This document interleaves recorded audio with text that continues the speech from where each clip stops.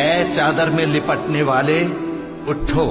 اب خبردار کرنے لگو اور اپنے پروردگار کی بڑائی بیان کرو، اور اپنے کپڑے پاک رکھو، اور شرک کی گندگی سے تو الگ ہی رہو،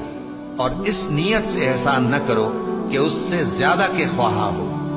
اور اپنے پروردگار کی خاطر صبر کرتے رہو، پھر جب سور پھونکا جائے گا تو وہ دن مشکل کا دن ہوگا،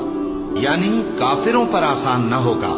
مجھے اس شخص سے سمجھ لینے دو جس کو میں نے اکیلا پیدا کیا، اور میں نے اس کو بہت سا مال دیا اور ہر وقت حاضر رہنے والے بیٹے دیے، اور اس کو ہر طرح کے سامان میں وسعت دی،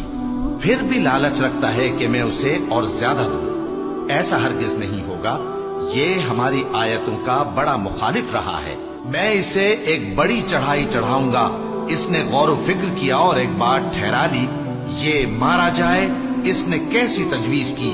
پھر یہ مارا جائے، اس نے یہ کیسی تجویز کی، پھر اس نے نگاہ کی، پھر تیوری چڑھائی اور منہ بگاڑا، پھر پیٹ پھیر کر چلا اور تکبر کیا، پھر کہنے لگا یہ تو جادو ہے جو پہلے لوگوں سے برابر ہوتا آیا ہے،